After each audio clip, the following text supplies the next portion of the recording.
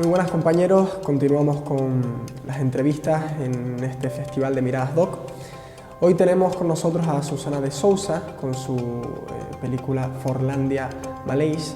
Nos va a contar un poco de qué trata, su objetivo con esta película y nos va a acercar un poquito más profundamente a ese mundo de Fordlandia que conocemos de hace tiempo. Hello, Susana. Nice to meet you. Nice to have you here. First of all, this movie, Fordlandia Malays, talks about the company town that was founded in the 30s by Henry Ford. And the main purpose of it was to produce rubber, so they can use it in their own factories in the US. The reality is that it didn't work at that moment, less than a decade that was gone, but there's still something there from that past, right? So what do you find when you get to that place, when you get to the Amazon and you went to that Fordlandia place? Actually, I went to Fordlandia within a more wide project. I was invited by an artistic French collective. I made a lot of research before, and what was interesting was that everything that I saw in the internet was that Fordlandia was a ghost town, was the utopian lost city of Henry Ford. But then I started to realize that there was people living there, but I couldn't understand how and where exactly did they live. So when I arrived there, I was very curious to see what was going on. And for me, the most important thing was not to focus on these few years of the project effort, but instead to see what was there before and what is still there, what is the present of Fordlandia.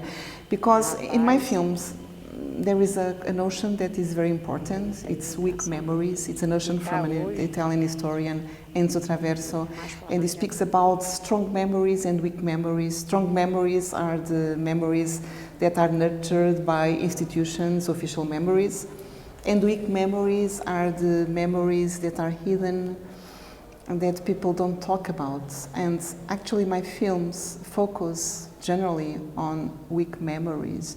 And in Fordlandia, the project of Ford is the strong memory, so everybody knows about it, but they don't know what is going on there. And for me it was very important to see that, so this was the main purpose of the film.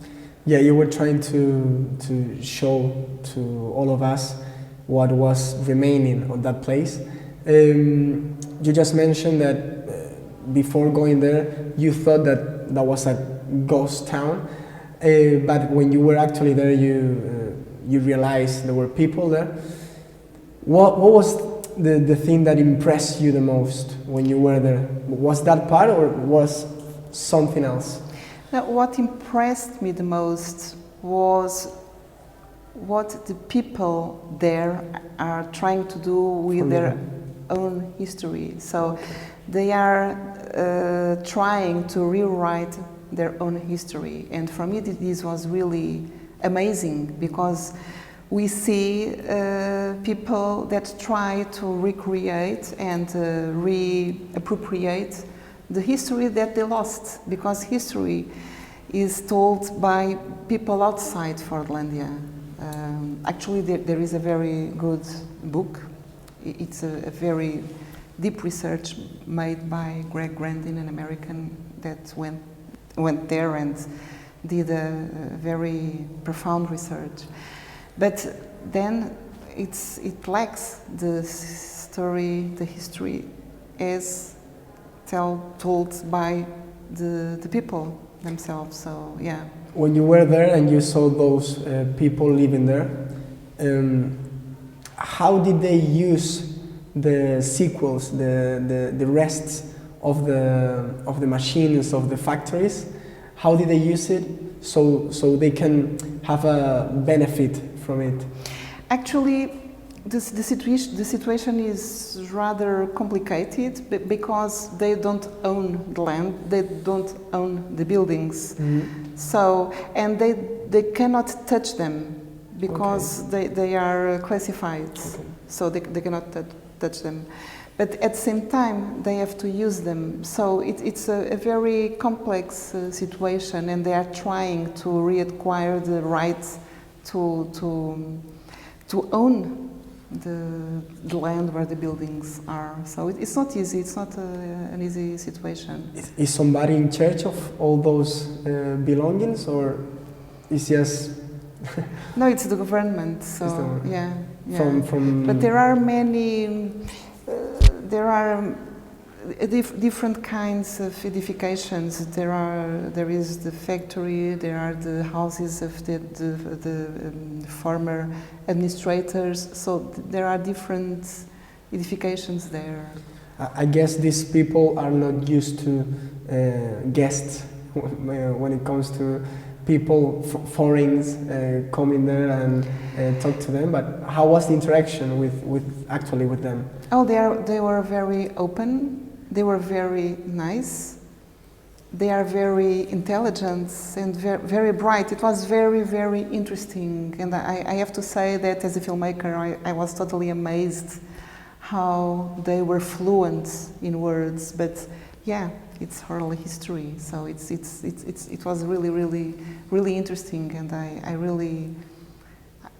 I loved the people there. And I'm so interested in this history or story that I come back again. So I went there again. Oh, really? Yeah, for one more month to continue the shootings and to go deeper in the subjects.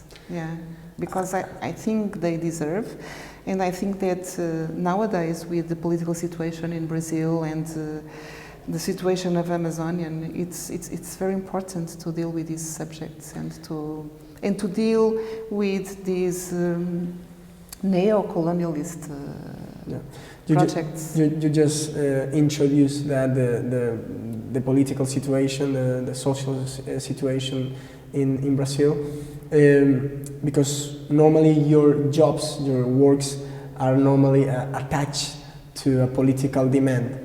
In this one, what are you trying to expose to the public in those terms, in the political terms? Yeah, actually, when I went there, before I met the people and before I encountered the situation and actually be in the place, my interest was to focus on the dimension of power and I don't know if this word exists in English. Authoritarianism. Yeah.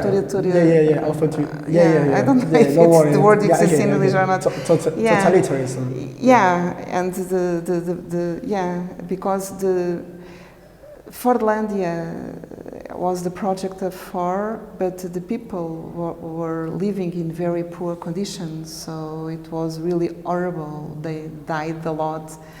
And so I was very focused on this dimension of power and how is it possible that a foreign power come and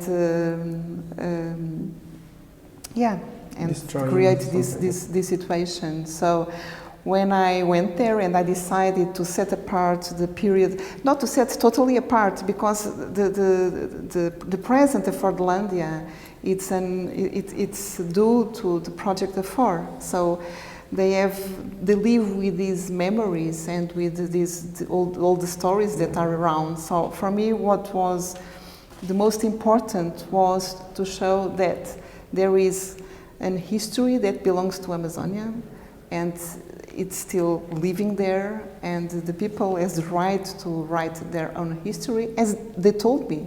So the purpose of the film is to show how they are trying to rewrite their own history and how do they deal with the heritage of four and all these European and not European in this case, but Western Very common. powers. Yeah.